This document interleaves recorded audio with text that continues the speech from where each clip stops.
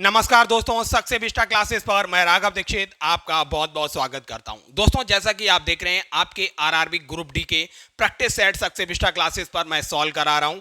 अगर दोस्तों आपने अभी तक सक्सेस विस्टा क्लासेस को सब्सक्राइब नहीं किया है तो अभी इस चैनल को सब्सक्राइब कर लीजिए और साथ ही साथ बेल आइकन को भी प्रेस कर लीजिए, जिससे कि आगामी वीडियो के नोटिफिकेशन आप तक आसानी से पहुंच सकें। तो आइए दोस्तों, बिना टाइम वेस्ट किए स्टार्ट करते हैं आज का मैथमेटिक्स का प्रैक्टिस सेट। दोस्तों, साधारण ब्याज से क्वेश्चन पूछा गया। एक निश्चित वार्षिक ब्याज की दर पर 6 वर्ष में प्राप्त साधारण ब्याज मूलधन के 1/6 भाग के बराबर होता है। समान साधारण ब्याज की दर पर किस धनराशि पर 3 वर्ष में प्राप्त मिश्र धन 6000 हो जाएगा। आपको दशमलव के 2 स्थानों तक पूर्णांकित करना था। पहली कंडीशन में दोस्तों मूलधन P पर 6 वर्षों के लिए हमने मान लिया रेट ऑफ इंटरेस्ट R के अनुसार जब ब्याज मिलता है तो ये मूलधन का 1/6 हिस्सा होता है। यहां से दोस्तों आपको रेट ऑफ इंटरेस्ट मिल जाएगा। R की वैल्यू आएगी 100/36%। अब दूसरी कंडीशन में देखिए, समान साधारण ब्याज की दर पर किस धनराशि पर 3 वर्ष में प्राप्त मिश्र धन 6000 हो जाएगा। मतलब मूलधन की वैल्यू पूछी थी। मिश्र धन दोस्तों दिया है 6000 रुपए बराबर P गुणा R की वैल्यू है 100/36 गुणा टाइम जो है 3 वर्ष दिया हुआ है बटे 100 प्लस P, ये हो जाएगा मिश्र धन। अगर आप देखेंगे दोस्तों 100 से ये 100 कैंसिल आउट हो गया, 3 से 36 12 बार जाएगा तो 6000 बराबर हो जाएगा P/12 प्लस P। अर्थात दोस्तों P बराबर क्या हो जाएगा 6000 गुणा 12/13। अर्थात दोस्तों जब इसे सॉल्व करेंगे तो 72,000/13 आएगा। जब आप इसे सॉल्व करेंगे 13 से 72,000 को डिवाइड करेंगे तो ये आएगा 5538.46 रुपए।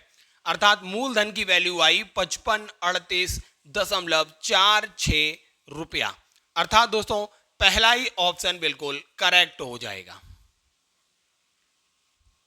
दोस्तों अगला प्रश्न है, यदि 2 और 5 एक द्विघात समीकरण के मूल हैं तो उस द्विघात समीकरण को किस प्रकार व्यक्त किया जा सकता है।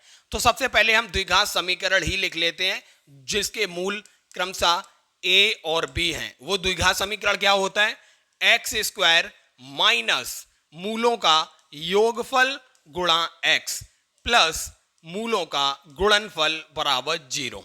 अब इसमें दोस्तों a और b की वैल्यू यहां पर दी हुई है, ये रख दीजिए, आपको द्विघात समीकरण मिलेगा। x² माइनस 2 और 5 को जब जोड़ेंगे तो 7x हो जाएगा प्लस 5 और 2 का गुणा हो जाएगा 10 बराबर 0। अर्थात x² minus 7x plus 10 equals to 0 इसका करेक्ट ऑप्शन हो जाएगा। दूसरा ऑप्शन बिल्कुल सही होगा। दोस्तों अब आपसे अगला क्वेश्चन ग्रुप डी में पूछा गया, उस विकल्प का चयन करें जिसका तीसरी संख्या से वही संबंध है जो संबंध दूसरी संख्या का पहली संख्या से है। अर्थात इस संख्या का जो रिलेशन इससे है और इस संख्या का जो रिलेशन इससे है, तो इस प्रश्नवाचक चिन्ह के स्थान पर कौन सी संख्या आएगी जो सेम रिलेशन इस तीसरी संख्या से दर्शाता हो। अगर आप दोस्तों देखेंगे इस 39 में आप जब 18 जोड़ेंगे तब आपको 57 मिलेगा। ऐसे ही जब इस 71 में आप 18 जोड़ेंगे तो आपको 89 मिलेगा।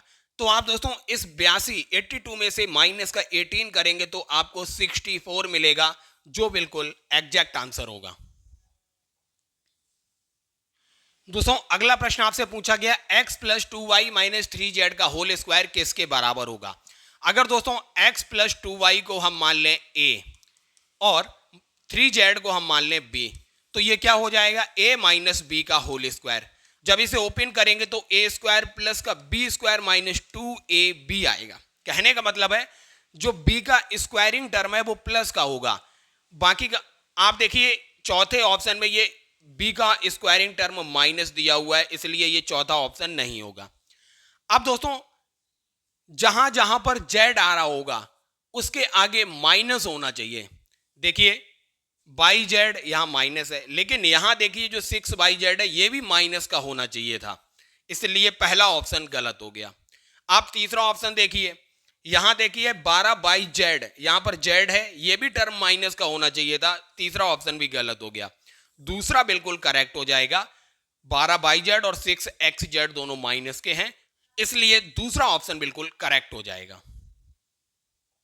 अगला प्रश्न है दोस्तों, विकल्पों में से उस छोटी से छोटी संख्या का चयन कीजिए जिससे 242 को विभाजित करने पर भागफल एक पूर्ण वर्ग हो। अर्थात दोस्तों सबसे छोटी संख्या 242 इसमें से निकालनी थी, सबसे छोटी तो 1 है, जब 1 से विभाजित करेंगे तो 242 किसी का पूर्ण वर्ग नहीं है।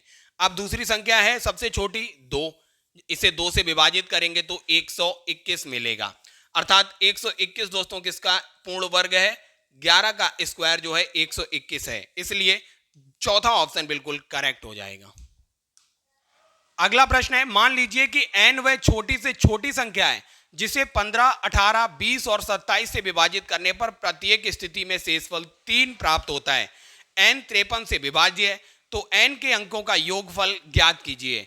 दोस्तों आपको इस क्वेश्चन में करना था, आपको एलसीएम निकालना है किसका, 15, 18, 20 और 27 का, और इसमें प्लस का 3 कर देना है, आपको वह संख्या n प्राप्त हो जाएगी।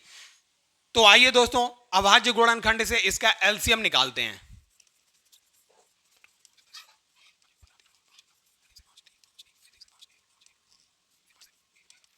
इस तरीके से दोस्तों 15, 18, 20, 27 का एलसीएम 540 आया।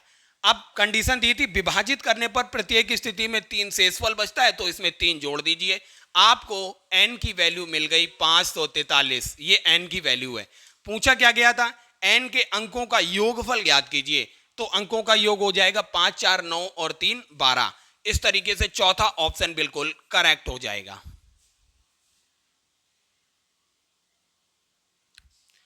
अगला प्रश्न दोस्तों आपसे बोर्ड मास से फिर पूछा गया, आपको इसको आंसर निकालना था। सबसे पहले ब्रैकेट सॉल्व करते हैं, तो ब्रैकेट ये है 17 - 5 हो जाएगा 12, यहां पर आएगा 12।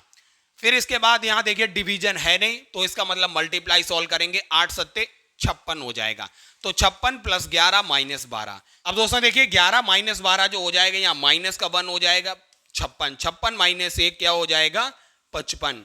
इस तरीके से तीसरा ऑप्शन बिल्कुल करेक्ट होगा।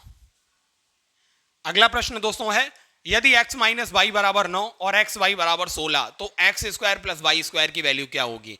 तो x - y का अगर होल स्क्वायर करेंगे दोस्तों, तो ये हो जाएगा x² + का y² माइनस का xy की वैल्यू क्या है, 16 दी हुई है, तो 2 × 16 = 81।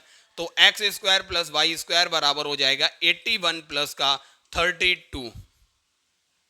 तो यूनिट डिजिट लास्ट में दोस्तों 3 आएगी, तो 3 केवल तीसरे ऑप्शन में ही दिया हुआ है।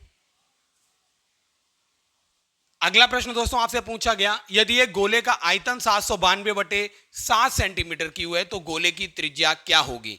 अर्थात दोस्तों गोले का आयतन आपको पता है 4/3 πr³ होता है, बराबर 792/7 दिया हुआ था।